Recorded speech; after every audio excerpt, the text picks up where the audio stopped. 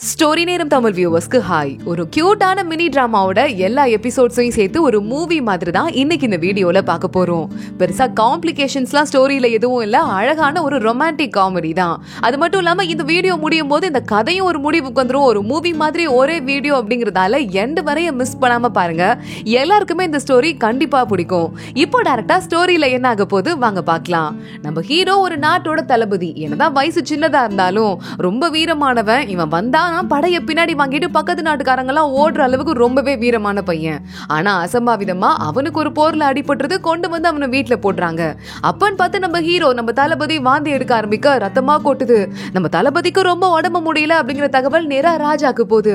ராஜா கத்த ஆரம்பிக்கிறாரு, அப்படி ஒரு வீரனுக்கு வாரிசு இல்லாம அந்த குடும்பம் அழிஞ்சிடக்கூடாது, சீக்கிரமா அவனுக்கு ஒரு பொண்ணை கல்யாணம் பண்ணி வைங்க, உடனே அவனுக்கு குழந்தை பிறந்தாகணும், அந்த வம்சம் விருத்தி ஆகிட்டே இருக்கணும் அப்படின்னு உத்தரவு போடுறாரு. உடனே இங்க தளபதிக்கும் ஒரு பொண்ணை கல்யாணம் பண்ணி வச்சிடுறாங்க. தளபதி ஏஞ்சு பார்த்துட்டு எனக்கு கொஞ்சம் உடம்பு முடியல, தயவு செஞ்சு வெளியே போறியா அப்படின்னு அந்த பொண்ணு கேட்க, அந்த பொண்ணு டக்குனு முகத்துல இருக்க துணி எடுத்துட்டு நல்ல நேரத்துல அப்படி வேஸ்ட் பண்ண கூடாது தளபதி அப்படின்னு சொல்லிட்டு இருக்கா.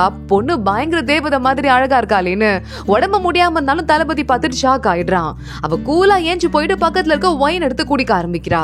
ஒயின்ல ஏதோ கண்டதையும் கலந்து வச்சிட்டு இருப்பாங்க போல. போதை மருந்து கலந்து வச்சுட்டு இவளுக்கு ஒரு மாதிரி ஆயிட்டு தளபதி மேல வேகமா வந்து பாய ஆரம்பிக்கிறா. தளபதி, என்ன தளபதி, எனக்கு வந்து உங்க மேல பயங்கர லவ் ஆயிடுச்சு, பார்த்தோன்னே உங்களுக்கு வந்து பயங்கர பவர் இருக்கும் போல அப்படின்னு மேல விழுந்துட்டு இருக்க. தளபதி உடம்பு முடியாதவன் இவளை பார்த்துட்டு வாய பொழந்துட்டு இருக்கான். என்னடா பண்றா, இப்ப நம்ம என்ன பண்ணணும் அப்படின்னு. அவ்வளவுதான், ரெண்டு பேரும் போதையில மயங்கி விழுந்துடுறாங்க. அடுத்த நாள் காலையில நம்ம ஹீரோயின் எந்திரிக்கிறா. நம்ம ஹீரோயினோட பேரு ஜியா. ஜியா ஏஞ்சிட்டு, நேத்து நைட்டு என்ன நடந்தது எனக்கு ஒண்ணுமே புரியல, இந்த கப்ல இருந்து ஒரு கப் எடுத்து ஒயின் குடிச்சேன், அவ்வளவுதான், அப்புறம் என்ன ஆயிருக்கும், எங்க ரெண்டு பேருக்கும் ஃபர்ஸ்ட் நைட் நடந்ததா இல்லையா அப்படின்னு கண்டபடி யோசிச்சுட்டு, ஐயோ தளபதி என்ன மட்டை ஆயிட்டாரு, மூச்சு பேச்சே இல்ல, மூச்சு கொடுத்து காப்பாத்தணும் அப்படின்னு மேல உட்காந்து கிஸ் பண்ற மாதிரி பக்கத்துல போயிட்டு இருக்க. கரெக்டா தளபதி கண்ணு திறந்து பாத்துடுறான். இவளை பார்த்து பயத்துல இரும ஆரம்பிச்சிடுறான். தளபதியோட அசிஸ்டன்ட் உள்ள வரவன், எங்க தளபதியை என்னமா பண்ணி வச்சிட்டு இருக்க, ஐயோ ஐயோன்னு கத்த. ஏயா தாலிங்க தான் படுத்து தானே இருக்கான், போய் டாக்டரையாவது கத்தி கூப்பிடு, சும்மா ஐயோ கொய்யோன்னு கத்திட்டு இருக்க அப்படின்னு நம்ம ஜியா சொல்றா. அட ஆமா இல்ல, டாக்டர் டாக்டர்னு கத்திட்டு மறுபடியும் அந்த அசிஸ்டன்ட் அங்கிருந்து வெளியே ஓட ஆரம்பிக்கிறான். இந்த பக்கம் பார்த்தா நம்ம ஜியாக்கு அங்க ஒரு அசிஸ்டன்ட் பொண்ணு இருக்கா. அவ பேரு பப்பி. பப்பி திடீர்னு ட்ரெஸ் எடுத்து நீட்டிட்டு நிக்கிறா. கல்யாண ட்ரெஸ்ல இருக்காதீங்க, போய் சேஞ்ச் பண்ணிட்டு வாங்க அப்படின்னு. அதே மாதிரி நம்ம ஜியாவும் போய் ட்ரெஸ் எல்லாம் சேஞ்ச் பண்ணிட்டு வரும்போது டாக்டர் வந்துடுறாரு. அங்க வந்து நம்ம தளபதியை செக் பண்ணிட்டு, ரொம்ப உடம்பு முடியல, யாருக்காவது சொல்லணும்னா சொல்லி அனுப்பிச்சிருங்க, இந்த உடம்பு தாங்காது அப்படின்னு சொல்லிட்டு அங்க வந்து கிளம்பி போயிட. தளபதி ஜியாவை பக்கத்துல கூப்பிடுறான். நீ வந்துட்டு இப்பதான் கல்யாணம் ஆயிட்டு வந்திருக்க புது பொண்ணு, என்னால உன் வாழ்க்கை வீணாகிறது எனக்கு கொஞ்சம் கூட விருப்பம் கிடையாது, நான் இப்பவே ஒரு பேப்பர் எடுத்துட்டு வா, டைவர்ஸ் நோட்டீஸ் எழுதி கொடுத்துடுறேன், அப்புறம் நீ நிம்மதியா போய் வாழ அப்படின்னு சொல்ல, உடனே ஜியா கையை பிடிச்சுக்கிறா. தளபதி என்ன பேச்சு பேசிட்டு இருக்கீங்க, உங்க உடம்பு சரி பண்ணதுக்கு தான் நான் அந்த இடத்துக்கு வந்துட்டு இருக்கேன், நன்றி கடனை நான் திருப்ப கொடுக்க வேண்டாமா அப்படின்னு சொல்ல தளபதிக்கு ஒண்ணுமே புரியல. ஜியா பக்கத்திலே படுத்து தூங்க ஆரம்பிச்சுட்டா. அப்பன்னு பார்த்து ஏதோ ஒரு கொலைக்கார பையன் நம்ம தளபதியை கொலை பண்றதுக்கு உள்ள வந்துட்டு இருக்கான். ஜியா டக்குன்னு கண்ணு முழிச்சிட்டு தளபதியை எழுப்புறாங்க, பாருங்க யாரும் உங்களை கொலை பண்ண வந்திருக்காங்க அப்படின்னு. எவ்வளவு தைரியம் தான் உள்ள வந்துருப்படா அப்படின்னு நம்ம தளபதி கத்த ஆரம்பிக்க, உங்களுக்கு உடம்பு முடியல, நானே எல்லாத்தையும் பாத்துக்கிறேன் அப்படின்னு நம்ம ஜியா குறுக்க போயிட்டு இருக்கா. தளபதி பாக்குறான், நம்மளை காப்பாத்துறதுக்கு ஒரு பொண்ணு முன்ன வருவா நினைச்சு கூட பார்த்தது இல்ல அப்படின்னு. நம்ம ஜியாவை பார்த்து ஓங்கி வர வாழை டக்குன்னு அவளை கட்டி பிடிச்சிட்டு காலையே அந்த வாழை எட்டி ஒரு உதைக்க, அந்த வால் கொலைகார நெஞ்சிலேயே போய் சொருதிக்குது.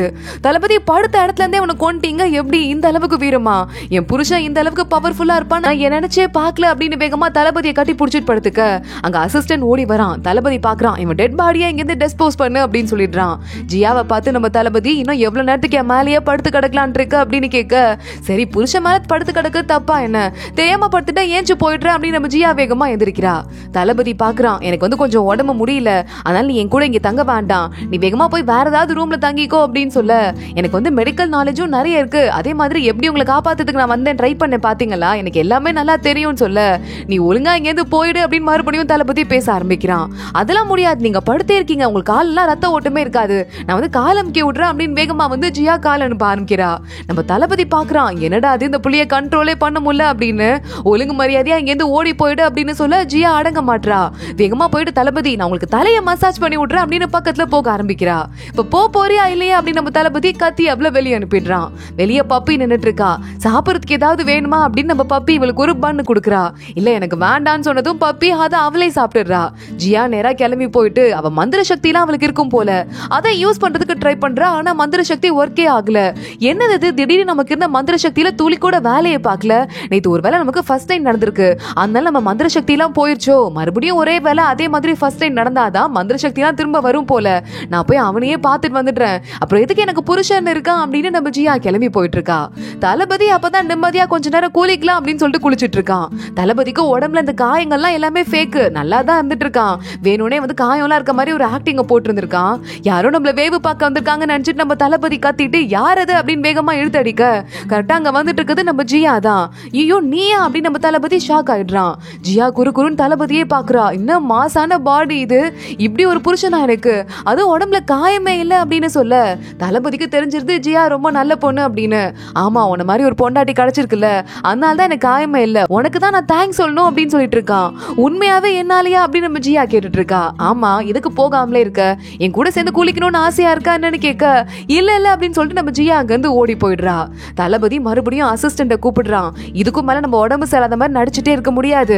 அதுவும் இல்லாம எனக்கு இப்போ ஒரு பொண்டாட்டி வந்துட்டு இருக்கால, அவளை பார்க்க எனக்கு ரொம்ப இன்ட்ரெஸ்டிங்கா இருக்கு. அதனால இதுக்கும் மேல நான் ஒதுங்கி இருக்காம என்ன நடக்க போகுதுன்னு பாத்துலான்னு முடிவு பண்ணிருக்கேன்னு சொல்ல அந்த பொண்ணுக்காக மறுபடியும் சண்டைக்கு போறேன்னு சொல்றீங்களா அப்படின்னு அசிஸ்டன்ட் ஷாக் ஆயிட்டு இருக்கான். நேரா ஜியாவை கூட்டிட்டு வந்து அந்த வீட்டுல நிறைய வேலைக்காரங்க எல்லாம் இருப்பாங்கல்ல, அவங்களெல்லாம் நம்ம தளபதி கூப்பிட்டு இனிமே இவதான் அவங்க முதலாளி, இவ சொல்றது அத்தனை கேட்கணும் புரியுதா அப்படின்னு சொல்ல ஜியாக்கு கொஞ்சம் கொஞ்சமா பெருமையா இருக்கு. ஜியாவும் தளபதியும் அங்க இருந்து வந்துட்டு இருக்கும் போது ஆப்போசிட்ல ஒரு பொண்ணு வரா. இந்த பொண்ணு பேரு ஹனியா.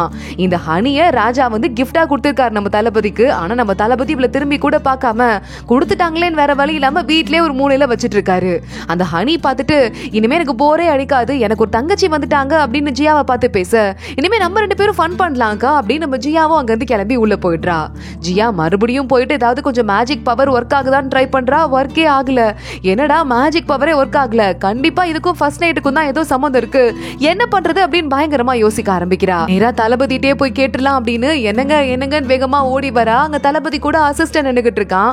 உடனே நம்ம தளபதி அசிஸ்டன்ட் நீங்க இருந்து வெளியே போ அப்படின்னு சொல்ல ஜியா பக்கத்துல போயிட்டு அன்னைக்கு நமக்கு ஃபர்ஸ்ட் நைட் அன்னைக்கு என்ன நடந்தது அதே மாதிரியே திரும்ப ஏதாவது நடக்குமா, அப்பதான் எனக்கு ஒரு முக்கியமான விஷயம் தெரியும்னு சொல்ல தளபதி பாக்குறான். என்னடா அந்த புள்ள இப்படி இருக்கா அப்படின்னு. அன்னைக்கு நீ முதல்ல ஒயின் குடிச்ச அப்படின்னு சொல்ல அவ்வளவுதானே இப்ப மறுபடியும் குடிக்கிற அப்படின்னு ஒயின் எடுத்து கடை நம்ம ஜியா குடிக்க ஆரம்பிக்கிறா. பொன்னாடா இவ அப்படின்னு நம்ம தளபதி பார்த்துட்டு இருக்கான். அப்படியே ஜியா ஏஞ்சி போயிட்டு இருக்கா. போதையிலே நம்ம தளபதியை கட்டி பிடிச்சிட்டு நன்றி கடன் நான் திருப்பி அடைக்கிறதுக்கு தான் வந்துட்டு இருக்கேன், அதுவும் இல்லாம எதுக்கு தெரியுமா நன்றி கடன் அப்படின்னு கண்டதையும் சொல்லி ஒளர ஆரம்பிக்கிறா. அப்ப ஜியாவோட கழுத்துல லைட்டா ஒரு வெட்டு காயந்ததுக்கான அடையாளம் இருக்கு. அவ தலையில வேற நரி கொம்பு இருக்கு. இதெல்லாம் பார்த்துட்டு நம்ம தளபதிக்கு ஏதோ ஒண்ணு ஞாபகம் வருது, யோசிக்க ஆரம்பிக்கிறான். அடுத்த நாள் ஆயிடுது. ஜியா கூட மறுபடியும் பப்பி வெளியே பேசிட்டு இருக்கா. அக்கா வாங்க வெளியே போலாம் அப்படின்னு கூட்டு வரும்போது இந்த ஹனி இருக்காளே அவ வந்துடுறா. தளபதியும் நீயும் ரொம்ப க்ளோஸா இருக்கீங்க, பரவாயில்லமா எனக்கு அந்த வாய்ப்பு கிடைக்கல, என்னால் நீயாவது நல்லா இருக்கேன்னு சொல்ல உன்னை ஜியா பார்த்துட்டு சாச்சா எனக்கும் அவருக்கும் அந்த மாதிரி ரிலேஷன்ஷிப் இல்ல, அவர் உடம்பு சரி பண்ணதுக்கு தான் நான் வந்திருக்கேன், என்னால முடிஞ்சா உங்களையும் அவரையும் சேர்த்து வச்சுட்டு அப்புறமா நான் இங்க இருந்து கிளம்பிடுறேன் அப்படின்னு மனசுக்குள்ள பேச ஆரம்பிக்கிறா. நம்ம ஜியா ஒரு நரி ஆத்மாவா, மனசுக்குள்ளேயே நான் நரி ஆத்மா எப்படியும் சீக்கிரமா இங்க இருந்து கிளம்பிடுவேன், அதுக்குள்ள அந்த பையனுக்கு ஒரு நல்ல பொண்ணை செட் பண்ணி விட்டா நம்மளும் நிம்மதியா போலாம்ல அப்படின்னு யோசிக்க ஆரம்பிக்க ரொம்ப தேங்க்ஸ் அப்படின்னு இந்த ஹனியும் பேச ஆரம்பிக்கிறா. இங்க நம்ம தளபதி உட்காந்தே தூங்கிட்டு இருக்கவனுக்கு ஒரு கனவு ஒண்ணு வருது. அப்போ ஒரு குட்டி பொண்ணு வந்துட்டு 10 வருஷத்துக்கு முன்னாடி என்ன காப்பாத்தின தளபதி ஞாபகம் இல்லையா அப்படின்னு கேட்டுட்டு நல்ல குட்டியா ஒரு நாய்க்குட்டி மாதிரி ஆயிடுறா. இப்பதான் நம்ம தளபதி எந்திரிக்கிறான் கனவுல இருந்து. 10 வருஷத்துக்கு முன்னாடி நம்ம காப்பாத்தினது ஒரு நாய்க்குட்டி நம்ம நினைச்சோம், அது வந்து ஒரு நரி பொண்ணு, இப்பதான் எனக்கு எல்லாமே புரியுது அப்படின்னு யோசிக்க ஆரம்பிக்கிறான். ஜியா ஓடி வரா. தளபதி நான் ஒரு ஸ்வீட் சாப்பிட்டேன், ரொம்ப நல்லா இருந்தது, உங்களுக்கு கொடுக்கலாம்னு எடுத்து வந்திருக்கேன், கொஞ்சம் காட்டுங்க அப்படின்னு சொல்ல இந்த பொண்ணுக்கு நம்ம மேல பாசம் ஓவர் ஆயிட்டே இருக்கேன். நம்ம தளபதியும் சாப்பிட ஆரம்பிக்கிறான். ஜியா பார்த்து பத்திரமா ஊட்டி விட்டுட்டு உங்க மேல ஒரு பொண்ணு பைத்தியமா இருக்கு அப்படின்னு சொல்ல ஆரம்பிக்க நம்ம தளபதி அவளை பத்தி தான் சொல்றா போல அப்படின்னு நினைச்சிட்டு இருக்கும் போது அந்த ஹனி இருக்காங்கல்ல அந்த தான் உங்க மேல பயங்கரம் பாசம் போல அப்படின்னு சொல்லிக்கிட்டு இருக்கா. அந்த பொண்ணை பத்தி ஒண்ணும் பேசுற வேலை வச்சுக்காத, போதும் இங்க இருந்து கிளம்பு அப்படின்னு நம்ம தளபதி திருப்பி அனுப்பிடுறான். அடுத்து மறுபடியும் ஜியா வரா. இந்த தடவை ஒரு சூப்பு கொடுக்குறா. சூப்பு படி கேவலமா இருக்கு போல. என்னது இந்த சூப்பு குடிச்சா உடம்பெல்லாம் ஒரு மாதிரி வேர்க்குது அப்படின்னு சொல்ல நீங்க வந்து உங்களுக்கு ஏதோ ப்ராப்ளம் இருக்கு போல, அதனால தான் நீங்க ஹனி அக்கா பக்கம் திரும்பி கூட பார்க்க மாட்டீங்க, அந்த அக்கா அழகா தானே இருக்காங்க, அதான் ஸ்பெஷல் மருந்து ஒண்ணு கொடுத்திருக்கேன்னு சொல்ல தளபதிக்கு மூக்குல இருந்துலாம் ரத்தம் வந்துருது. அடி பாவி என்ன மருந்து கொடுத்து வச்ச, என் கண்ணு முன்னாடி இருக்காத, இங்க இருந்து வெளியே போன்னு சொல்லிட்டு நம்ம ஜியாவை துரத்தி விட்டுறான். அங்க தளபதியோட அசிஸ்டன்ட் வரான். உங்களுக்கு என்னங்க பிரச்சனை, அந்த பொண்ணு உங்க ஒய்ஃப் தானே, எதுக்கு அவளை துரத்தி விட்டுட்டே இருக்கீங்க அப்படின்னு கேட்க இல்ல நான் இன்னும் முடிவு பண்ணல, அவதான் வந்து எனக்கு உண்மையான காதலியா அப்படின்னு முடிவு பண்ணிட்டு அவதான் என் வாழ்க்கையில் இருக்க போற ஒரே பொண்ணுன்னு தெரிஞ்சா மட்டும்தான் நான் அவளை தொடுவேன், அதுவரை நான் அவளை தொடவே மாட்டேன் அப்படின்னு நம்ம தளபதி இருக்கிற கோவத்தெல்லாம் ஃபைட்ல காட்டிக்கிட்டு இருக்கான். அடுத்து மறுபடியும் நம்ம ஜியாவை பத்தி யோசிச்சு பார்க்க ஒவ்வொரு செகண்ட் வந்து காப்பாத்திக்கிட்டே இருந்ததுதான் ஞாபகம் வருது. அசிஸ்டன்ட் சொல்றான் அந்த பொண்ணு ஏதாவது கெட்ட பொண்ணுங்களா, அந்த பொண்ணை பத்தி நாங்க விசாரிக்கணுமா, நான் லைட்டா விசாரிச்சு விசாரிச்சு பார்த்தேன். அந்த பொண்ணு அமைச்சர் வீட்ல இருந்து தான் வந்திருக்குனாலும் அமைச்சர் வீட்ல கல்யாணத்துக்கு முன்னாடி வரையும் அந்த பொண்ணை யாருமே பார்த்தது இல்லையா, ஏதோ ஃபேக் பொண்ணு போல அப்படின்னு சொல்ல இன்னும் கொஞ்சம் கொஞ்சமா நம்ம தளபதிக்கு கன்ஃபார்ம் ஆயிட்டே இருக்கு, இவளுக்கு வந்து ஏதோ ஸ்பெஷல் ஐடென்டிட்டி இருக்கு போல அப்படின்னு. ஏற்கனவே பக்கத்து நாட்டுல இருந்து உங்களை கொல்றதுக்கு ஆளுங்களை அனுப்பிட்டு இருக்காங்க, நம்ம நாட்டிலேயே உங்களுக்கு எதிரிங்க அதிகமாயிட்டு இருக்காங்க, என்னங்க பண்றது, இந்த பொண்ணை நம்ம நம்பலாமா அப்படின்னு கேட்க பாத்துக்கலாம் இங்க இருந்து போடா அப்படின்னு தளபதி அவனை வெளியே அனுப்பிச்சிடுறான். இங்க ஜியா மறுபடியும் சோகமா வந்து உட்கார்ந்துட்டு இருக்கா. என்ன பண்றதுன்னு தெரியலையேன்னு யோசிக்கும் போது கரெக்டா அந்த இடத்துக்கு இளவரசர்லயே 7வது இளவரசர் ராஜாவோட 7வது பையன் இருப்பான் போல, அவன் வந்துட்டு இருக்கான். அவனை வரவேற்கிறதுக்கு போகணும் வாங்க, தளபதிக்கு கொஞ்சம் உடம்பு முடியல, அவர் வர மாட்டேன்னு சொல்லிட்டாரு. நம்ம ஜியாவை கூப்பிடுறாங்க. ஜியாவை பாக்கிறதுக்கு முன்னாடி இந்த 7th பிரின்ஸ பார்த்துட்டு இந்த ஹனி பேச ஆரம்பிக்கிறா, நல்லா இருக்கீங்களா அப்படின்னு. நல்லா இருக்கேன் அப்படின்னு இந்த 7th பிரின்ஸ் உள்ள வந்துடுறான். ஜியா அங்க வரா, ஆஹா எப்படி இருக்கீங்க அப்படின்னு ஒரு பிரின்ஸ் கிட்ட பேசுற மாதிரி மரியாதையே இல்லாம பேசிட்டு இருக்க. இல்லங்க தளபதி எப்படி இருக்காரு, நல்லா இருக்காரு, உங்களுக்கு கல்யாணம் பண்ணிட்டு உடம்பு சரியாயிடுச்சுன்னு தான் நான் கேள்விப்பட்டேன், இப்போ வந்து பார்த்தா பார்க்க முடியலன்னு சொல்றாரு அப்படின்னு கேட்க, நைட்டு ஃபுல்லா நாட்டை எப்படி காப்பாத்துறதுன்னு யோசிச்சாரு, அதனால உடம்பு முடியாம போயிடுச்சுன்னு ஜியா சொல்ல, என்னது யோசிச்சு உடம்பு முடியாம போயிடுச்சா அப்படின்னு 7வது பிரின்ஸ் கேக்குறான். அவனுக்கே ஒண்ணு புரியல. ஆமாங்க அந்த அளவுக்கு சீரியஸா யோசிச்சா அப்படிதானே ஆகும் அப்படின்னு நம்ம ஜியா சப்ப கட்டிட்டு இருக்கா. சரிங்க ஓகே, இதுக்கு மேல நான் வெயிட் பண்ணல, நான் கிளம்புறேன் அப்படின்னு நம்ம கிளம்ப ஆரம்பிச்சதுக்கு அப்புறம் ஜியா அங்க அசிஸ்டண்ட பார்த்து எங்கடா அந்த இளவரசர் வருவாருன்னா வரவே இல்லைன்னு கேட்க, ஹலோ இப்ப போனவர் தாங்க இளவரசர்னு சொல்ல, ஐயோ வணக்கம் கூட வைக்காம விட்டோமே அப்படின்னு நம்ம ஜியா யோசிக்க ஆரம்பிக்கிறா. இங்க அசிஸ்டன்ட் நேரா நம்ம தளபதி கிட்ட வந்துடுறான். இந்த மாதிரி 7th பிரின்ஸ் வந்துட்டு வேற யார்கிட்டயுமே பெருசா பேசல, இந்த ஹனியை மட்டும் பார்த்து ஹாய் ஹவாரியும் மட்டும் கேட்டு போயிட்டான்னு சொல்ல, எனக்கு என்னமோ உங்களுக்குள்ள ஏதோ சம்பந்தம் இருக்குன்னு டவுட் இருக்கு, அந்த ஹனி மேல ஒரு கண்ணு வச்சுக்கோங்கன்னு சொல்ல உடனே அசிஸ்டன்ட்டும் அங்க இருந்து கிளம்பி போறான். அதுக்கேத்த மாதிரியே இந்த ஹனி எனக்கு நைட்டு நேரத்துல யார்கிட்டயோ கிளம்பி போயிட்டு நான் வந்து ட்ரை பண்ணிட்டு தான் இருக்கேன், ஆனா அந்த பையன் பக்கத்துலயே என்ன விட மாட்டான் அப்படின்னு சொல்ல, உன்ன மாதிரி ஒரு வெட்டி பொண்ணை அமுச்சு வச்சது ஏன் தப்புதான், இதுக்கப்புறம் மாத்த ஏதாவது வாய்ப்பு கிடைக்குதா பாரு அப்படின்னு அங்க இருக்க ஒரு ஆளும் பேசிட்டு இருக்கா. ஆனா அவன் யாருன்னே நமக்கு காட்டல. இங்க ஜியா நல்லா தூங்கிக்கிட்டு இருக்கும் போது கரெக்டா அந்த இடத்துக்கு தளபதி வந்துடுறான். அவ கழுத்துல ஒரு காயம் இருக்குல்ல, அதை பார்க்கலாம் அப்படின்னு செக் பண்ணும்போது ஜியா திடீர்னு ஏஞ்சிடுறா. இல்ல என்ன பண்றீங்க அப்படின்னு கேட்க, உன் கழுத்துல ஒரு காயம் இருக்கே என்னது அப்படின்னு சொல்ல, அந்த காயமா சின்ன வயசுல எனக்கு பட்டுருச்சு, அது போயிடும் நினைச்சேன் ஆனா போகவே இல்ல, எத்தனையோ மருந்து போட்டு கூட போல அப்படின்னு சொல்ல, நம்ம ஜியாவை அப்படியே குறுன்னு பாத்துக்கிட்டே இருக்கான் நம்ம தளபதி. என்ன ரொம்ப பிடிச்சிருச்சு போல, என்ன நீங்க லவ் பண்றீங்களா அப்படின்னு கேட்டுட்டு நம்ம ஜியா பக்கத்துல போயிட்டு இருக்கா. எனக்கே தெரியும் நான் ரொம்ப அழகு செம்ம கியூட்டா இருப்பேன், என்ன யாருக்கு பார்த்தாலும் ரொம்ப பிடிச்சிரும் அப்படின்னு நம்ம ஜியா சொல்லிட்டு இருக்க. தளபதி சிரிக்க ஆரம்பிக்கிறான். என்ன சிரிக்கிறீங்க, சிரிக்கிற மாதிரி என்ன காமெடியா நடந்துட்டு இருக்கு அப்படின்னு ரெண்டு பேரும் கொஞ்சம் ஆரம்பிக்கும் போது இந்த அசிஸ்டன்ட் உள்ள வந்துடுறான். ஃபர்ஸ்ட் பிரின்ஸ் வந்திருக்காரு, உங்களை பாக்குறதுக்கு வெயிட் பண்றாரு அப்படின்னு சொல்ல தளபதியும் ஜியாவும் அங்க இருந்து கிளம்பி போறாங்க. ஃபர்ஸ்ட் பிரின்ஸ் அதுக்குள்ள நான் எவ்வளவு நேரம்டா வெயிட் பண்றது, உங்களால சீக்கிரமா வர முடியாதா, நான் தான் முதல் பிரின்ஸ், எனக்கு எவ்வளவு மரியாதை இருக்கணும்னு தெரியுமா அப்படின்னு ஓவரா கண்ணா பின்னான்னு கத்திக்கிட்டு இருக்கான். உனக்கு கல்யாணம் ஆனதுக்கு அப்புறம் உடம்பு சரியா போயிடுச்சுன்னு கேள்விப்பட்டேன், இப்போ என்ன பாக்கிறதுக்கு அவ்வளவு லேட்டா வந்துட்டு இருக்க, உடம்பு முடியலன்னா போயிடு, உன் பொண்டாட்டி தான் இருக்கால அவ என்ன பார்த்து கவனிச்சுக்குவான்னு சொல்ல நம்ம தளபதிக்கு செம்ம கோவம் வந்துருது. என் பொண்டாட்டியை பத்தி தப்பா பேசுறவெல்லாம் வச்சுக்காதீங்க, என்னோட அரண்மனைக்கு வந்துட்டு ஒழுங்கா அங்கிருந்து கிளம்பி போயிடுங்க அப்படின்னு சொல்ல, நீ கொஞ்சம் கூட இளவரசன் மரியாதை இல்லாம பேசிட்டு இருக்க அப்படின்னு இந்த ஃபர்ஸ்ட் பிரின்ஸ் நம்ம தளபதி காது கிட்ட வந்துட்டு, இங்க இருக்காலே இந்த பொண்ணு அது ஒன்னும் அமைச்சரோட பொண்ணே கிடையாதான், உனக்கு கொல்றதுக்கு யாரோ அமிச்சு வச்சு சதி திட்டமா பாத்துக்கோப்பா அப்படின்னு அங்க இருந்து கிளம்பி போயிட தளபதி மனசுக்குள்ள யோசிக்க ஆரம்பிக்கிறான். நம்ம ஜியா பக்கத்துல வந்துட்டு என்ன ஆச்சு அப்படின்னு கேட்க, அதெல்லாம் ஒண்ணும் இல்ல அப்படின்னு சொல்லிட்டு சமாளிக்கிறான். அடுத்து ராஜா பாக்குறாரு. ராஜா நம்ம தளபதி ஜியா ரெண்டு பேருமே கூப்பிட்டு விட்டுறாரு. ஏன்னா இந்த ஃபர்ஸ்ட் பிரின்ஸ் எனக்கு மரியாதையே கொடுக்கல அப்படின்னு போயிட்டு கம்ப்ளைண்ட் பண்ணி வச்சிட்டு இருக்கானா. ராஜா கூப்பிட்டு பண்ண தப்ப ஒத்துக்கிறியா அப்படின்னு கேட்க, நான் தப்பே பண்ணல அப்படின்னு தளபதி சொல்றான். உடனே எங்க ஃபர்ஸ்ட் பிரின்ஸ் இல்லப்பா என்ன மரியாதை இல்லாம ட்ரீட் பண்ணா அப்படின்னு மறுபடியும் சொல்லிட்டு இருக்க.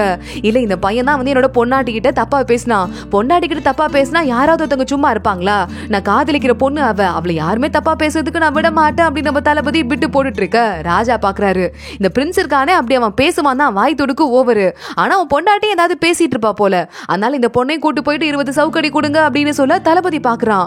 நான் காதலிக்கிற பொண்ணு ஏன் கண்ணு முன்னாடி அடி வாங்கறத என்னால பார்க்க முடியாது, ராஜா அந்த சவுக்கடியை எனக்கு கொடுத்துருங்க நான் வாங்கிக்கிறேன்னு சொல்ல, நீ நாட்டுக்காக நிறைய பண்ணிருக்கங்கிறதால உனக்கு சவுக்கடி கொடுக்க மாட்டேன்னு நினைச்சிட்டு இருக்கியா அப்படின்னு ராஜா இன்னும் டென்ஷன் ஆகுறாரு. அப்போ ஒரு ஆள் வராங்க. நம்ம தளபதிக்கு உடம்பு சரியாயிடுச்சு அப்படிங்கிற விஷயம் தெரிஞ்சதால பக்கத்து நாட்டுல இருந்து வர இருந்த போர் நின்று போயிருச்சான். அந்த விஷயத்த சொல்ல ராஜா குஷி ஆயிடுறாரு. உனக்கும் எந்த தண்டனையும் கிடையாது, உன் பொண்டாட்டிக்கும் எந்த தண்டனையும் கிடையாது, பத்திரமா இங்க இருந்து கிளம்பி போங்கன்னு சொல்ல இந்த ஃபர்ஸ்ட் பிரின்ஸ் செம்ம கடுப்பாயிடுறான். என்னது இது அப்படின்னு சொல்லிட்டு. ஆனாலும் ராஜா ரொம்ப குஷி ஆயிடுறாரு. கரெக்டா அந்த நேரத்துல இந்த விஷயத்த சொன்னது நம்ம 7வது பிரின்ஸ் தானா. அதனால வெளியே கூட்டு வந்து நம்ம ஜியா 7வது பிரின்ஸ் கையை பிடிச்சு ரொம்ப தேங்க்ஸ் இளவரசே, நீங்க ரொம்ப கரெக்டான டைம்ல உள்ள வந்தீங்க அப்படின்னு தேங்க்ஸ் சொல்லிட்டு இருக்க. அங்க நம்ம தளபதி கோச்சிட்டு அங்க நடுவுல பூந்து கிளம்பி வந்துடுறான். நேரா ஜியாவை வீட்டுக்கு தரன்னு இழுத்துட்டு வரான். என்னையா அப்படின்னு நம்ம ஜியா கேட்க, உன உயிரை காப்பாத்துனது நானு, எனக்கு தேங்க்ஸ் சொல்லாம அந்த இளவரசனுக்கு போய் தேங்க்ஸ் சொல்லிட்டு இருக்க அப்படின்னு கேட்க, யோ நீ என் புருஷன், நம்ம ஃபேமிலிக்குள்ள யாராவது தேங்க்ஸ் சொல்லிக்குவாங்களா, அந்த ஆளு வேற ஒரு ஃபேமிலி, அவருக்கு தேங்க்ஸ் சொல்லி தானே ஆகணும் அப்படின்னு சொல்லணும். ஓ அப்படி வரியா அப்படின்னு இப்பதான் நம்ம தளபதிக்கு மனசு நிம்மதியே ஆகுது. ஓ இதுக்கு பேர் தான் பொசசிவ்னஸோ அப்படின்னு நம்ம ஜியா கரெக்டா கண்டுபிடிச்சு கேட்டுட்டு இருக்கா. இல்லையே அதெல்லாம் ஒண்ணும் இல்லையே அப்படின்னு சொல்ல, நல்லா புரிஞ்சிருச்சு இதுக்கு பேர் தான் பொசசிவ்னஸ், எனக்கு ரொம்ப பிடிச்சிருக்கு. ஆனா புருஷனுக்கு போய் யாராவது தேங்க்ஸ் சொல்லுவாங்களா, வேணா இப்படி தேங்க்ஸ் சொல்றேன் அப்படின்னு ஜியா வேணும்னே அவனுக்கு கிஸ் பண்ணிட்டு அங்கிருந்து ஓட்டுறதுக்கு ட்ரை பண்ண, தளபதி மறுபடியும் அவளுக்கு கிஸ் பண்ண ஆரம்பிக்கிறான். அப்படியே ஜியா அன்னைக்கு நைட்டு ஃபுல்லா யோசிச்சுட்டு இருக்கா, நான் காதலிக்கிற பொண்ணு என் கண்ணு முன்னாடி அடி வாங்குறதா, விடவே மாட்டேன் அப்படின்லாம் தளபதி சொல்லிட்டு இருந்தால அதெல்லாம் பத்தி அவளுக்கு ஒரு மாதிரி ஜாலியா இருக்கு, பரவாயில்லையே அப்படின்னு. வெளியே மழையும் இடியுமா இருக்கு, ஜன்னல் கதவை மூடலாம் அப்படின்னு உட்காந்த இடத்துல பவர் விட ஜன்னல் கதவு மூடிடுது. ஜியா பாக்குறா, அடடா நம்ம நிறைய பவர் நமக்கு கொஞ்சம் திரும்பி வந்துருச்சு போல, எவ்வளவு வந்துருச்சுன்னு செக் பண்ணலாம் அப்படின்னு ட்ரை பண்ணி பாக்குறா. ஆனா அவளுக்கு ஒரு 10% தான் பவர் வந்திருக்கான். ஒரே ஒரு கிஸ் தான் கொடுத்தோம், அதுக்கே 10% வந்துருச்சு. இதுக்கு மேல என்னென்ன பண்ணா எவ்வளவு வரும்னு தெரியலையே அப்படின்னு நம்ம ஜியா இன்னும் குஷி ஆயிடுறா. அடுத்த நாள் மறுபடியும் தளபதி பிராக்டிஸ் பண்ணிட்டு இருக்கான், சைட்ல இருந்து எட்டி பார்த்துட்டு இருக்கா. யார் அது எட்டி பாக்குறது அப்படின்னு நம்ம தளபதி ஒரு வாளை விட நம்ம ஜியா பார்த்து ஷாக் ஆயிடுறா. என்னது புருஷனோட அழக சைட்ல இருந்து பார்த்து ரசிச்சுட்டு இருக்கியாக்கும் அப்படின்னு கேட்க, நம்ம ஜியா வேணும்னே போயிட்டு தளபதி கட்டி பிடிச்சதுக்கெல்லாம் பவர் வருதான்னு பாக்கலாம் ட்ரை பண்றா. ஆனா பெருசா பவர் ஒண்ணும் வரல. சரி முத்தம் கொடுத்துட்டு போயிடலாம் அப்படின்னு தளபதிக்கு வேகமா முத்தம் கொடுத்துட்டு கிளம்பி போட, இன்னும் இந்த பொண்ணு பயங்கர ஃபார்வர்டா இருக்காளே அப்படின்னு நம்ம தளபதி லைட்டா வெக்கப்பட்டு சிரிக்க ஆரம்பிக்கிறான். ஜியா மறுபடியும் போயிட்டு பிராக்டிஸ் பண்றா. இன்னும் அவளுக்கு சக்தி முழுசா வரல, லைட்டா ஆனா வந்திருக்கு. பரவாயில்ல, முன்னாடி 10% இருந்துச்சு, இப்போ 30% இருக்கு. கொஞ்சம் கொஞ்சமா க்ளோஸ் ஆக கொஞ்சம் கொஞ்சமா வரும் போல அப்படின்னு யோசிக்க ஆரம்பிக்கிறா. கரெக்டா இந்த நேரத்துல வேலைக்கார பொண்ணு பப்பி வந்துட்டு, உங்களை பாக்குறதுக்கு அந்த 7வது பிரின்ஸ் இருக்காருல அவர் வந்திருக்காரு, நம்ம தளபதி வீட்டுல இல்ல, அவர் எங்க வெளியே அமிச்சிருவா அப்படின்னு கேட்க, இல்ல அன்னைக்கே வந்து அவர் தான் எங்களை காப்பாத்தினாரு, போனா போது நானே நேர்ல போய் பாத்துட்டேன் அப்படின்னு நம்ம ஜியா கிளம்பி போறா. அங்க அந்த இளவரசன் நம்ம 2 பேரும் சேர்ந்து கொஞ்ச நேரம் ஒயின் குடிக்கலாமா அப்படின்னு கேட்க, ஒயின் குடிச்சா நம்ம பாடி தாங்காதே கவுந்துருவோமே அப்படின்னு நம்ம ஜியா மனசுக்குள்ளே யோசிக்க ஆரம்பிக்கிறா. வேற வழியே இல்லாம இவருக்கு தேங்க்ஸ் சொல்றதுக்காவது குடிக்கணுமே அப்படின்னு ஒரு 2 கப்பு குடிக்கிறா. 2 கப்பு குடிச்சதுமே பயங்கரமா அப்படியே போதை ஏறிட்டு, நீ வந்துட்டு யாரு, நீ எங்க இருக்க, என் தளபதி எங்க, என் புருஷன் எங்க அப்படின்னு நம்ம ஜியா கத்த ஆரம்பிக்கிறா. இவகிட்ட இருந்து ஏதாவது உண்மை வாங்கலாம் அப்படின்னு ட்ரை பண்ணிருப்பான் போல அந்த இளவரசன். ஆனா அவனால என்ன பண்றதே தெரியல. நீ தள்ளிப்போ, என்கிட்ட வராதன்னு சொல்லிட்டு துரத்தி விட்டுட்டு இருக்க. நம்ம அந்த இளவரசன் நம்மள பிடிக்கிறதுக்கு ட்ரை பண்ணிருக்கான். ஜியா வேகமா போயிட்டு இருக்கா. ஆப்போசிட்ல கரெக்டா நம்ம தளபதி வந்துட்டான். ஐயா என் புருஷன் வந்துட்டாரு அப்படின்னு ஓடி போய் அவ கட்டி பிடிச்சிட்டு இருக்க. என்னடா ஆச்சு செல்லம் அப்படின்னு நம்ம தளபதி கேட்க ஆரம்பிக்கிறான். அப்பன்னு பார்த்தா ஜியாக்கு இருக்கிற போதையில கொஞ்சம் கொஞ்சமா அவ செல்ஃப மறந்து அவளுக்கு வால் இருக்குல்ல, அது பின்னாடி வந்துட்டே இருக்கு. தளபதி பாக்குறான். டப்புன்னு ஒரு ஷீட் எடுத்து மூடி அவளை பத்திரமா வச்சுட்டு, என் பொண்டாடி கொஞ்சம் உடம்பு முடியல, அவளை அப்புறமா நீங்க மீட் பண்ணுங்க, இப்போ வந்து இங்க கிளம்பி போங்க அப்படின்னு சொல்ல அந்த பிரின்ஸ் அங்கிருந்து கோச்சிட்டு கிளம்பி போயிடுறான். நம்ம தளபதி ஜியாவை அப்படியே பொத்தி பாதுகாப்பா கூட்டிட்டு அவ வாழை யாரையும் பார்க்க விடாம ரூம்குள்ள கூட்டு போக இந்த ஹனி பாத்துடுறா. இன்னும் கடுப்பாயிட்டு இருக்கா. என் கூட சேர்த்து வைக்கிறேன்னு சொல்லிட்டு என்னமா கொஞ்சிக்கிட்டு இருக்கா பாரு அப்படின்னு. உள்ள வந்ததுக்கு அப்புறமா நான் யாருன்னு உங்களுக்கு தெரியுமா, என் வாழை பாத்துட்டீங்க, சொல்லி ஆகணும் அப்படின்னு சொல்ல தளபதி பாக்குறான். எல்லாமே எனக்கு தெரியும், நீ கொஞ்ச நேரம் வாயை மூடிட்டு ரெஸ்ட் எடுத்தா போதும் அப்படின்னு. எப்படி உங்களுக்கு தெரியும் அப்படின்னு கேட்க, இல்ல நீ எனக்கு போதையிலே உளறிட்ட, அதுவும் இல்லாம நீ என்ன காயப்படுத்துற மாதிரி இருந்தா முத நாளே காயப்படுத்திருக்கலாம், நீ பண்ண மாட்டேன்னு எனக்கு முன்னாடியே தெரியும் அப்படின்னு சொல்லிட்டு நம்ம தளபதி சொல்லிட்டு இருக்கான். அப்ப என் மேல இருக்க காதல் உண்மைதானா அப்படின்னு கேட்க, நிஜமா சத்தியமா உண்மை, உண்மையாவே உன்னை லவ் பண்றேன், இந்த வாழ்க்கை முழுக்க நான் உன்னை பத்திரமா பாதுகாத்துக்கிறேன் புரியுதா அப்படின்னு நம்ம ஜியாக்கு கிஸ் பண்ண ஆரம்பிக்கிறான். 2 பேருக்கும் ரொமான்ஸ் ஸ்டார்ட் ஆயிடுது. அடுத்த நாள் 2 பேரும் நல்லா தூங்கிக்கிட்டு இருக்காங்க. அப்பதான் ஒரு பிளாஷ்பேக்க நமக்கு காட்டுறாங்க. நம்ம ஜியாவை தளபதி காப்பாத்துனான்னு சொன்னாங்கல்ல 10 வருஷத்துக்கு முன்னாடி, நம்ம தளபதி அப்ப குட்டியூண்டு பையனா இருந்திருக்கான். அப்ப ஜியாவை ஒரு நரி ஆத்மா அப்படின்னு தெரிஞ்சுட்டு ஒரு சாமியார் ஒருத்தன் பிடிக்கிறதுக்கு ட்ரை பண்ணிருக்கான். அவன் தான் கையில இருக்கிற வாளால அவ கழுத்துல கீரலும் போட்டிருக்கான். அங்க நம்ம வர குட்டி தளபதி கையில இருக்கிற வாளை வச்சு சண்டை போட ட்ரை பண்ண அந்த சாமியார் கொஞ்சம் பவர்ஃபுல்லான ஆளா இருக்கான். நம்ம குட்டி தளபதியால ஒண்ணுமே பண்ண முடியல. ஆனா தளபதி சமாளிக்கிற நேரத்துல அவனுக்கு தெரிஞ்சவங்க அங்க வந்துடுறாங்க. அந்த சாமியார் துரத்தி விட்டுறாங்க. அந்த குட்டி பொண்ணு அங்க இருந்து காணாம போயிடுறா. இதுதான் நடந்திருக்கு. இத பத்தி யோசிச்சுட்டு நம்ம காப்பாத்தினா அந்த குட்டி பொண்ணு நமக்கே எனக்கு பொண்டாட்டியா வந்துட்டு இருக்கா அப்படின்னு தளபதி யோசிக்கிறான். அடுத்த நாள் நம்ம தளபதி ஜியாவை கூட்டிட்டு ஊருக்குள்ள கதை சொல்ற இடம் இருக்கு, அங்க கூட்டு போறான். இங்க எதுக்கு வந்திருக்கோம் அப்படின்னு ஜியா கேக்குறா. நீ தானே வீட்டுல இருந்து போர் அடிக்குதுன்னு சொன்ன, அதனால தான் நான் கூட்டு வந்திருக்கேன் அப்படின்னு கதை கேட்க ஆரம்பிச்சா. அங்க நம்ம தளபதி புகழதான் பாடுறாங்க. நம்ம தளபதி மாதிரி உலகத்துல வர எந்த நாட்டிலையும் தளபதி இல்ல, தளபதி பேரை கேட்டாலே எதிரிங்க ஓடுறதெல்லாம் கேட்டிருக்கீங்களா எங்கேயாவது அப்படின்னு கேட்க, தளபதி ரொம்ப பெருமையா என்ன பத்தி தான் அப்படின்னு சொல்லிக்கிட்டு இருக்கான். ஆனா அந்த கதை சொல்றவரு அப்பேற்பட்ட தளபதிக்கே அடிபட்டுருச்சு. ஆனா ஒரே ஒரு பொண்ணு வந்தா காப்பாத்தி உயிரை கொடுத்திருக்கா. அந்த பொண்ணு அப்படி என்ன மாதிரி ஒரு மந்திரக்காரியோ நமக்கே தெரியல அப்படின்னு சொல்ல, இது நான் தான் அப்படின்னு நம்ம ஜியா பெருமையா சொல்லிட்டு இருக்கா. அங்க இருக்கிற நம்ம தளபதி மேல காதல் இருந்த மத்த பொண்ணுங்கெல்லாம், அந்த ஜியா இருக்காளே அவன் நல்ல பொண்ணே கிடையாதான், படி கேவலமா இருப்பாளாம் பாக்குறதுக்கு, ஆனா ஏதோ மந்திரக்காரியா வசியம் வச்சு நம்ம தளபதியை மயக்கிட்டாலாம் அப்படின்னு ஆளாளுக்கு பொறாமையில சொல்ல, அங்கதான் நம்ம 7th பிரின்ஸ் உட்காந்துட்டு இருக்கான். ஏங்க ஜியாவை பத்தி அப்படி சொல்றீங்க, அவங்க ஒண்ணு அப்படிப்பட்டவங்க கிடையாது, அவங்க ரொம்ப அழகானவங்க தெரியுமா அப்படின்னு கத்த நம்ம ஜியா ஏஞ்சிடுறா. பிரின்ஸ் ரொம்ப தேங்க்ஸ், எனக்காக நீங்க இவ்வளவு சப்போர்ட் பண்ணுவீங்களா அப்படின்னு கேட்டுட்டு இருக்கா. ஓ நீங்களும் இங்கதான் இருக்கீங்களா அப்படின்னு இந்த பிரின்ஸ் ரெண்டு பேரையும் பார்த்து பேசுறதுக்கு வந்துடுறான். தளபதி வேற வழியே இல்லாம இந்த பிரின்ஸ் கூட உட்கார நிலைமை வந்துருது. ஆனா நம்ம தளபதிக்கு கண்ணு எல்லாமே நம்ம ஜியா மேலதான் இருக்கு. பிரின்ஸ் வந்துட்டு இல்லங்க நீங்க மறுபடியும் ராணுவ பொறுப்புலாம் எடுத்துக்கணும் அப்படின்னு சொல்ல, இல்ல எனக்கு ராணுவத்துக்கு மறுபடியும் போறதுல ஆசை இல்ல, நான் முடிஞ்ச அளவு என்னோட கான்ட்ரிபியூஷன் எல்லாம் கொடுத்துட்டேன், இனிமே என் பொண்டாட்டி கூட சேர்ந்து அழகான என் வாழ்க்கையை வாழ போறேன் அப்படின்னு நம்ம ஜியாவை பார்த்து சொல்லி விட்டுட்டே சொல்ல, இந்த பிரின்ஸுக்கு எக்கச்சக்க கடுப்பா இருக்கு. இல்ல 1,00,000 வீரர்கள் ஸ்பெஷல் வீரர்கள் பார்டர்ல இருக்காங்களாம், நீங்க வாயை திறந்தாதான் கேட்பாங்களாம், ராணுவ அடையாளத்தை வச்சா கூட யாரையும் மதிக்க மாட்டாங்களாமே அப்படின்னு இந்த பிரின்ஸ் கேட்க தளபதி பாக்குறான். தேவையில்லாத விஷயத்தெல்லாம் பத்தி பேசாதீங்க, அது உங்களுக்கும் நல்லது கிடையாது எனக்கும் நல்லது கிடையாது, இங்க இருந்து நான் கிளம்புற நேரம் வந்துருச்சுன்னு சொல்ல உடனே ஜியா பாக்குறா. என்னங்க எனக்கு ஒரு மாதிரி போர் அடிக்குது, இங்க இருந்து கிளம்பி போலாமா அப்படின்னு கேக்குறா. மார்க்கெட்டுக்கு ஷாப்பிங் கூட்டு போவாடா செல்லும் அப்படின்னு நம்ம தளபதி அவளை அங்க இருந்து கூட்டு போயிட்டு இருக்கான். எதிரிங்க இருப்பாங்க, நாங்க பக்கத்துல இருக்க அசிஸ்டன்ட் சொல்லி கூட கேட்காம ஜியா சந்தோஷம் தான் முக்கியம் இவன் கூட்டு போக, ஜியா ஒரு கடையை விடாம எல்லா கடையிலயும் இது வேணும் அது வேணும்னு கேட்டுட்டு இருக்கா. வாங்கிக்கோ வாங்கிக்கோன்னு தளபதி சொல்லிட்டே இருக்க நம்ம அசிஸ்டன்ட்க்கு கையில இடமே பத்தல, அந்த அளவுக்கு பொருள் ஃபில் ஆயிட்டு இருக்கு. அதை பார்த்துட்டு தளபதி மேல ஏற்கனவே கொஞ்சமா கிரஷ் வச்சிருந்த பொண்ணுங்க எல்லாம் மனசு உடைஞ்சு போயிடுறாங்க. என்னையா அது, அந்த பொண்ணு பார்க்க கன்றாவியா இருக்கா, அவளுக்கு போய் தளபதி கேட்டதெல்லாம் வாங்கி கொடுக்குறான், நான் இருக்க வேண்டிய இடத்துல அந்த பொண்ணு இருக்காளே அப்படின்னு எல்லாருமே பயங்கரமா பொறாமையில வந்து செத்துட்டு இருக்காங்க. இங்க இன்னொரு பக்கம் நம்ம தளபதி கிட்ட அந்த பொண்ணு ஹனி இருக்காளே வலிஞ்சு பேசுறதுக்காக வந்துட்டு உங்களுக்கு உடம்பு சரியாயிடுச்சா உங்களை பார்த்துட்டு போலாம் தான் வந்தேன் அப்படின்னு தளபதி மேல ஸ்லிப் ஆகி விழற மாதிரி வர தளபதி டக்குன்னு ஏஞ்சிடுறான். இங்க பாரு என்கிட்ட விழற மாதிரிலாம் வராத, இனிமே என்கிட்ட பெர்மிஷன் வாங்காம என் ரூம்குள்ளே வரக்கூடாது அப்படின்னு சொல்ல சரி அப்படின்னு ஹனி அங்கிருந்து கிளம்பி போறா. அப்பன்னு பார்த்து என்னங்க அப்படின்னு கத்திட்டு உள்ள ஜியா வரா. ஜியாவை பார்த்து முறைச்சிட்டு நம்ம ஹனி கிளம்பி போக ஜியா சிரிச்சுட்டே வரத பார்த்துட்டு என்ன மேடம்க்கு அவ்வளவு சந்தோஷம் அப்படின்னு தளபதி கேக்குறான். உங்களை பார்த்துட்டால உங்களை பார்த்தாலே எனக்கு சந்தோஷம் தானாவே வந்துடுதுன்னு ஜியா சொல்லும் போது கரெக்டா அசிஸ்டன்ட் உள்ள வந்துடுறான். இவங்க வேற இப்ப பாரு ரொமான்ஸ் பண்ணி நம்மள ரொம்ப டார்ச்சர் பண்றாங்க அப்படின்னு பக்கத்துல வந்து கண்ணு தெரியாத மாதிரி அப்படியே கண்ணை மூடிட்டு தளபதியை தொட்டு தொட்டு பக்கத்துல வந்து காதுல ஏதோ ரகசியமா ஒரு விஷயத்த சொல்லிட்டு அங்க இருந்து கிளம்புறான். தளபதி பாக்குறான் ஜியா நான் அப்புறமா வர ஒரு முக்கியமான வேலை இருக்கு அப்படின்னு கிளம்பி போறவன் வேகமா திரும்பி வந்து ஜியாக்கு ஒரு கிஸ் பண்ணிட்டு அங்க இருந்து ஓடி போயிட்டு இருக்கான். தளபதி யாரோ வந்திருக்காங்கன்னா பாக்க போறான். அங்க வந்துட்டு இருக்கிறது ஒரு பையன், அவன் பேரு சென்னா, நம்ம தளபதியோட க்ளோஸ் ஃப்ரெண்டு. சென் ஏண்டா பார்டர்லயே இருக்க வேண்டியதானே இங்கே வந்துட்டு இருக்க அப்படின்னு கேட்க, சென்னு நம்ம தளபதியோட க்ளோஸ் ஃப்ரெண்ட் இல்ல, அதனால ஏதோ இப்ப அவன் கல்யாணம் பண்ணதால அவனுக்கு பயங்கரமா மனசு கஷ்டம் மாறி என்ன நான் க்ளோஸான ஒரு ஆள் இருக்கும் போது என்ன விட்டுட்டு ஒரு பொண்ணு நீ கல்யாணம் பண்ணிருக்கியாமே அப்படின்னு சென்னு திட்ட ஆரம்பிக்கிறான். தளபதி பாக்குறான் ஆரம்பிச்சிட்டியா நீ வந்ததுமே உன் விளையாட்டுத்தனத்தை, இந்த மாதிரிலாம் வேலை வச்சுக்காத உனக்கு எத்தனை தடவை சொல்றது அப்படின்னு கேட்க, உன்னை மயக்கினது எந்த பொண்ணுடா, எனக்கே பாக்கிறதுக்கு ஆசையா இருக்கேடா அப்படின்னு மறுபடியும் அங்க சென்னு கத்த ஆரம்பிக்கிறான். அவளா அவனோட பொண்டாட்டி ரொம்ப அழகான பொண்ணு, நீ எல்லாம் அவளை பார்க்கவே தேவை கிடையாது, நீ வந்த வேலை முடிஞ்சிருச்சுல இங்க இருந்து கிளம்பு அப்படின்னு மறுபடியும் சொல்ல, உன்னை கொல்றதுக்கு நிறைய ஆளுங்க தேடி வந்துட்டு இருக்காங்க, அவங்க இங்க வந்துருவாங்கிற உண்மையை ஓட்ட சொல்றதுக்கு தான் நான் அதுக்கு முன்னாடி வந்துட்டு இருக்கேன், நீ இதுக்கு மேல கேர்ஃபுல்லா இரு புரியுதா அப்படின்னு சொல்லிட்டு அங்க இருந்து சென்னு பக்கத்து ரூமுக்கு கிளம்பி போயிட்டு இருக்கான். இங்க இந்த ஹனி இருக்காளே எவ்வளவு தைரியம் தான் இந்த ஜியா ஏன் புருஷன் அப்படியே மடக்க பாப்பா அப்படின்னு சொல்லிட்டு கையில ஒரு முயலை வச்சுட்டு அதுதான் ஜியா நினைச்சிட்டு கையில இருக்கிற பின்னால அடிக்கலான்னு போக அந்த இடத்துக்கு ஜியா வந்துடுறா. பாவம் முயல் அப்படின்னு டக்குன்னு அவ கையில இருக்கிற பவரை யூஸ் பண்ணிட்டு அங்க ஹனியோட கையை மறுத்து போக வச்சு அவ கையால அவளே குத்திக்க வைக்கிறா. வேகமா முயலை காப்பாத்திட்டு உங்க மனுஷங்களுக்கு அறிவே கிடையாதா, மிருகங்களுக்கும் உயிர் இருக்கு, உங்களுக்கு தேவைப்படும் போதெல்லாம் அதை கொடுமைப்படுத்துறதுக்கு ட்ரை பண்ணாதீங்கன்னு சொல்ல, என்னது நீங்க மனுஷங்களா அப்ப நீ மனுஷி கிடையாதா அப்படின்னு ஹனி கேக்குறா. நீ வாய மூடு அப்படின்னு சொல்லிட்டு அங்கிருந்து வேகமா ஜியா வந்துட்டு அங்க பக்கத்துல பப்பி நிக்கிறா.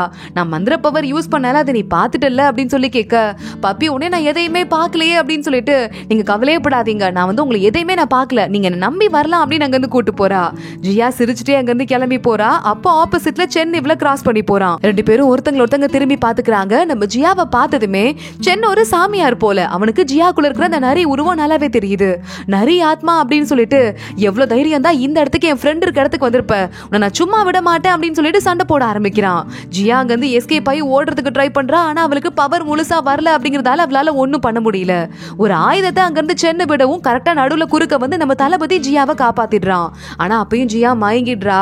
மயங்கி இருக்க ஜியாவை மேல சாச்சிட்டு சாரி நான் அப்பயும் என் ஃப்ரெண்டு கிட்ட சொல்லி இருந்திருக்கணும் அப்படின்னு சொல்ல, உங்களுக்கு ரொம்ப க்ளோஸ் ஃப்ரெண்டா அப்ப நான் அவர்கிட்ட நல்லபடியா பேசி இருக்கணும், நானும் கொஞ்சம் திமிரா பேசிட்டேன் அப்படின்னு ஜியா பாவமா பேசிட்டு இருக்கா.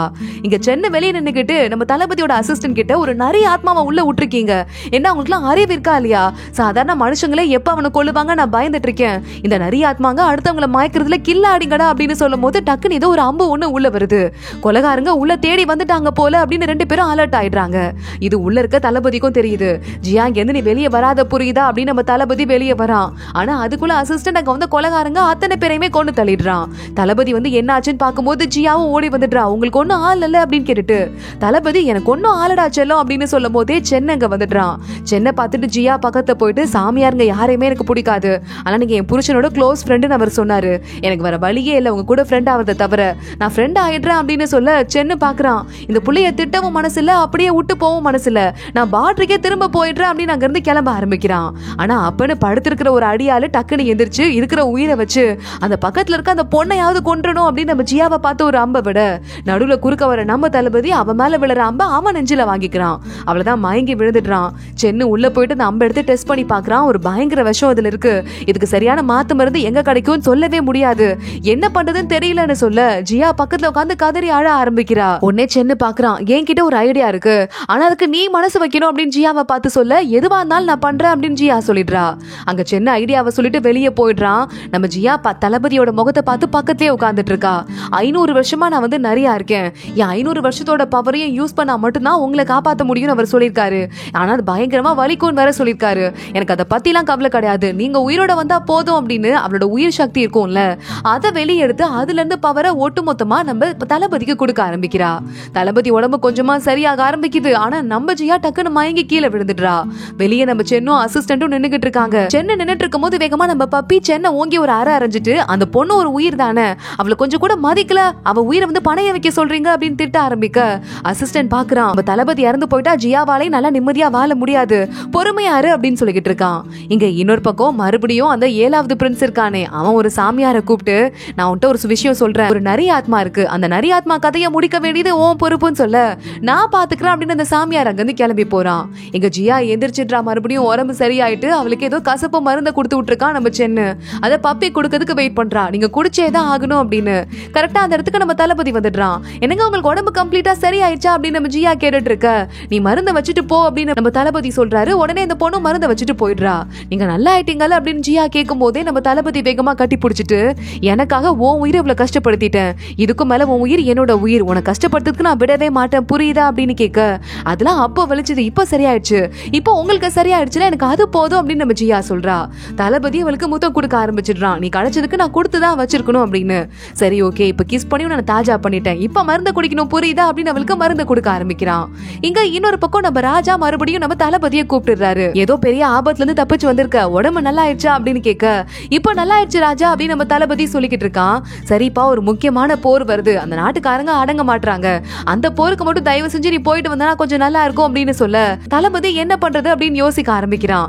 இந்த இடத்துல தளபதி மறுபடியும் வீட்டுக்கு வரும்போது நம்ம ஜியாவும் சென்னும் 2 பேரும் ஒருத்தங்க பாத்துக்கிற போட்டி வச்சிட்டு இருக்காங்க. யாரு ஃபர்ஸ்ட் கண்ணை சிமிட்டுறாங்களோ அவங்க அவுட்டான். தளபதி உள்ள வரவன் வேணும்னே கையில வச்சிருக்க ஒரு ஸ்நாக் எடுத்து நம்ம சென்னு மேல அடிக்க, சென்னு வலி தாங்காம கண்ணை சிமிட்டிடுறான். ஹே நான் ஜெயிச்சிட்டேன் அப்படின்னு வேகமா நம்ம ஜியா ஓடி போயிட்டு நம்ம தளபதியை கட்டி பிடிச்சுக்கிறா. டேய் உன் பொண்டாட்டிக்காக என்னையே பலி கொடுக்க ஆரம்பிச்சிட்டியாடா அப்படின்னு சென்னு கேட்க, என் பொண்டாட்டி என் செல்லோண்டா, அவளுக்காக நான் என்ன வேணா பண்ணுவேன் அப்படின்னு தளபதி சொல்றான். இந்த 3 பேரும் பயங்கர க்ளோஸாவே ஆயிடுறாங்க. அடுத்து நம்ம ஜியாக்கு தலையெல்லாம் சீவி விட்டு தலையில ஒரு ஹேர் பின்லாம் வச்சு விட்டு, நம்ம தளபதி நீங்க மேடம் சந்தோஷமா இருக்கீங்களான்னு கேட்க, இப்படி ஒரு புருஷன் கிடைச்சா யார் தான் சந்தோஷமா இல்லாம இருப்பாங்க அப்படின்னு நம்ம ஜியா சொல்றா. சரி ஓகே, ஆனா இப்ப நான் ஒரு போருக்காக வெளியே போக வேண்டியிருக்கு, இந்த போர் தான் என் கடைசி போர், அதுக்கப்புறமா நான் பார்டரை பாத்துக்கிறேன்னு உன்னையும் கூட்டு போயிட்டு நம்ம அங்க சந்தோஷமா இருக்கலாம், ஆனா அது வரையும் உனக்கு விட்டு போறதுக்கே எனக்கே மனசு கஷ்டமா தான் இருக்குன்னு சொல்ல, நீங்க நல்லபடியா போயிட்டு வாங்க, நம்ம அப்புறமா அந்த ஊரை விட்டு போயிடலாம் அப்படின்னு ஜியா சொல்றா. நான் போயிட்டு வந்துட்டுறேன், அது வரைய பத்திரமா இருந்துக்கோ, இன்னும் 7 நாள் எனக்கு டைம் இருக்கு, அது வரையும் நான் சென்னு கூட சில பிளான்லாம் போட வேண்டியிருக்கு, நீ நல்ல பத்திரமா இருக்கணும்னு சொல்ல ஜியா ஓகேன்னு சொல்லிடுறா.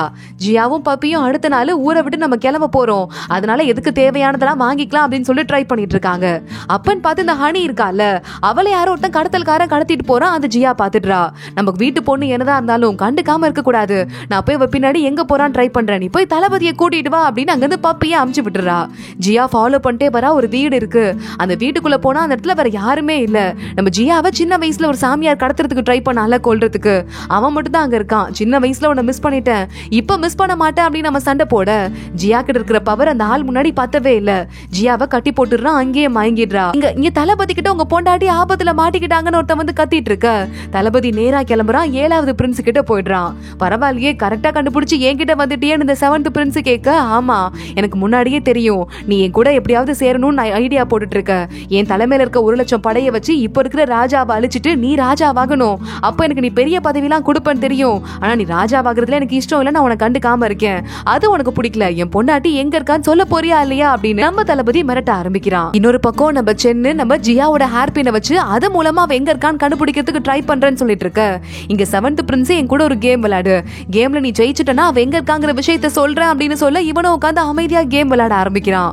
அவ எங்க இருக்கான்னு சொல்ல போறியா இல்லையா அப்படின்னு கேட்டுட்டு, உன் பேர்ல இருக்க 1,00,000 படையை கூட்டு வா, இங்க இருக்க என் அப்பாவோட படையெல்லாம் அடிச்சு காலி பண்ணு, அடுத்து நான் உனக்கு முக்கியமான பதவி தரேன், நீ இங்கேயுமே அசைய வேண்டாம், நீ இங்க இருந்தே படையை மட்டும் ஹேண்டில் பண்ணா போதும், பதவியும் கொடுக்குறேன் பவரும் கொடுக்குறேன், யாராவது வேணான்னு சொல்லுவாங்களா அப்படின்னு இவன் கேட்கிறான். இப்போ தளபதி என்ன பண்றதுன்னு தெரியாத நிலைமையில இருக்கான். கரெக்டா இந்த இடத்துல நம்ம ஜியாவை கட்டி போட்டிருக்கவங்கல்ல கொஞ்சம் ஜியா கண்ணை முடிச்சு பாக்குறா மயக்கத்தந்து. ஆப்போசிட்ல பார்த்தா ஹனி இருக்கா. நீயும் அவங்கள ஒரு ஆளா அப்படின்னு ஜியா கேட்க, நான் முன்னாடி இல்லாம தான் இருந்தேன், ஆனா என் புருஷனை எனக்கு சேர்த்து வைக்கிறேன்னு சொல்லிட்டு நீ அவனை கைக்குள்ள போட்டுக்கிட்ட, அப்புறம் நான் என்ன பண்றது அப்படின்னு சொல்ல, நீ ஏற்கனவே கெட்ட திட்டத்தோட தான் அவர்கிட்ட வந்தேன்னு தெரிஞ்சுதான் அவனை திரும்பியே பார்க்காம வச்சிருந்தாரு, அதுக்கும் எனக்கும் சம்பந்தம் இல்லைன்னு ஜியா சொல்றா. ஓ சம்பந்தம் இல்லையா, இங்கேயே செத்து ஒலி அப்படின்னு சொல்லிட்டு கையில இருந்து ஒரு பால் எடுத்து அந்த ஹனி இவளை கொல்லலான்னு வரும்போதே கரெக்டா அங்க ஒரு பால் வருது, இவளோட கழுத்தை வெட்டிடுது, ஹனி அவளதான் செத்து கீழே விழுந்துடுறா. யாருன்னு பார்த்தா நம்ம தளபதி அங்க வந்துடுறான். வந்துட்டு நம்ம ஜியாவை காப்பாத்தலாம் அப்படின்னு போக மேல இருக்கிற மந்திர கட்டு அவனை பக்கத்திலே போக விட மாட்டேங்குது. சென்னு சொல்றான், இது சாதாரண மந்திர கட்டு இல்ல, ரொம்ப பவர்ஃபுல்லான மந்திர கட்டு, இதை நம்ம சாதாரணமாலாம் ஹேண்டில் பண்ண முடியாது அப்படின்னு சொல்லிட்டு வெளியே இருக்கிற அந்த சாமியாரை முதல்ல அழிக்கணும் அப்படின்னு சொல்ல நம்ம தளபதி வெளியே வர அந்த சாமியார் கூட சண்டை போட ஆரம்பிக்கிறான். சாமியார் அப்படியே மயங்கி கீழே விழுந்துடுறான். கரெக்டா நம்ம ஜியாவுக்கு மந்திர கட்டும் சரியா போயிடுது. ஜியாவை காப்பாத்தி கூட்டிட்டு தளபதி வெளியே வந்துடுறான். அப்பன்னு பார்த்து அந்த சாமியார் மறுபடியும் அடங்காம கையில இருக்கிற ஒரு குட்டியோண்டு பால் எடுத்து நம்ம ஜியா மேல வீசி எறிய அவ்வளவுதான் ஜியாவோட முதுகுல அது பட்டுறது, மயங்கி விழுந்துடுறா. நம்ம தளபதி என்ன பண்றதுன்னு தெரியாம நான் இப்ப என்ன பண்ணி உன்னை காப்பாத்துறது அப்படின்னு கேட்க, இனிமே நீங்க காப்பாத்தவே முடியாது, ஆனா உங்க உயிரை காப்பாத்தி தானே நான் செத்து போறேன், எனக்கு இனிமே எந்த பிரச்சனையும் இல்ல, அந்த இளவரசனும் மாட்டிக்கிட்டான், சாமியாரும் செத்து போயிட்டான், இனிமே உங்களை அழிக்கிறதுக்கு யாரும் இல்ல, ஹனியும் போயிட்டா, உங்களை நான் காப்பாத்திட்டேன், நான் இப்ப போறேன் அப்படின்னு நம்ம ஜியா அங்க இருந்து மறைஞ்சு போயிடுறா. அவ்வளவுதான் நம்ம தளபதி அப்படியே நொந்து போயிடுறான். ஆனா அவனுக்கு ரெஸ்ட் எடுக்கிறது கூட நேரமே இல்ல. மறுபடியும் போருக்கு போக வேண்டியிருக்கு. போருக்கு போயிட்டு எல்லா வேலையும் முடிச்சிட்டு மறுபடியும் அரண்மனைக்கு திரும்பி வந்து சோகமா நின்னுட்டு இருக்க. அங்க சென்னு வரான். உன்கிட்ட ஒரு விஷயம் சொல்லணும், நான் கொஞ்சமா செக் பண்ணி பார்த்தேன், ஜியாவோட ஜாதகத்தை வச்சு செக் பண்ணி பார்க்கும்போது அவ இன்னும் இறந்து போகல, எங்கேயோ உயிரோட இருக்கா அப்படின்னு சொல்ல நம்ம தளபதி பாக்குறான். அப்ப ஏன் திரும்பி என்கிட்ட வரவே இல்ல, ஒருவேளை அவ சாவுக்கு நான் தான் காரணம்னு சொல்லிட்டு நான் வெறுத்துட்டாலோ அப்படின்னு தளபதி ரொம்ப உடம்பு முடியாம நொந்து போயிடுறான். அப்ப பப்பி இருக்கால, அவ பாக்குறதுக்கு வரா. பப்பிய பார்த்து நம்ம ஜியா தான் வந்திருக்கான்னு நினைச்சு நம்ம தளபதி இமோஷனலா பேச ஆரம்பிக்க, பப்பியோட மூஞ்ச பார்த்துட்டு பயங்கர பல்ப் ஆயிருது. ஐயோ இப்படி பல்ப் ஆயிடுச்சேன்னு பார்த்துட்டு இருக்கான். எனக்கு ஏதாவது பண்ணு கொடுக்க முடியுமா அப்படின்னு நம்ம பப்பி கேட்க, பாத்திரம் நிறைய பண்ணு வைக்க பப்பி விழுந்து விழுந்து சாப்பிட்டு இருக்கா. இப்ப ஏதாவது சொல்ல போறியா இல்லையா அப்படின்னு பாவமா நம்ம தளபதி கேட்கிறான். ஆமா ஆமா இதை உங்கள்கிட்ட கொடுக்கணும் அப்படின்னு ஒரு பேப்பர் பறவைய தளபதி கையில அவ கொடுக்குறா. இந்த பேப்பர் பறவை தளபதி கையில பட்டதுமே உயிர் வந்து பறக்க ஆரம்பிக்குது. தளபதி இந்த பறவை பின்னாடியே போயிட்டு இருக்கான். ஒரு காட்டுக்குள்ள போது தளபதி எந்த இடத்துல ஜியாவை காப்பாத்தினானோ அதே இடத்துக்கிட்ட அது போயிடுது. அங்க போகும்போது யாரும் நிக்கிற மாதிரி தெரியுதே, நம்ம தளபதி திரும்பி பாக்குறான், ஜியா அங்க நிக்கிறா. 2 பேரும் ஒருத்தங்க மாத்தி அழுதுகிட்டே மறுபடியும் ஒண்ணு சேர்த்துட்டோம் அப்படின்னு கியூட்டா சிரிக்கிறதோட தான் இந்த படம் ஒரு முடிவுக்கு வருது. இந்த குட்டி டிராமாவா இருந்தாலும் உங்க எல்லாருக்கும் பிடிச்சிருக்கும் அப்படின்னு நினைக்கிறேன். ஒரே வீடியோல இப்படி கதையே முடிஞ்சது. இதே மாதிரி இன்னும் நிறைய டிராமா நம்ம சேனல்ல வரப்போகுது. அது என்ன அப்படிங்கறத நம்ம சேனல்ல மறக்காம சப்ஸ்கிரைப் பண்ணி வச்சுட்டு அடுத்தடுத்த வீடியோக்கு வெயிட் பண்ணி பாருங்க. நம்ம சேனல்ல மறக்காம சப்ஸ்கிரைப் பண்ணி வச்சுட்டு பெல் ஐக்கனை கிளிக் பண்ணிக்கோங்க. அடுத்த வீடியோல பார்க்கலாம். அது வரைய பாய்.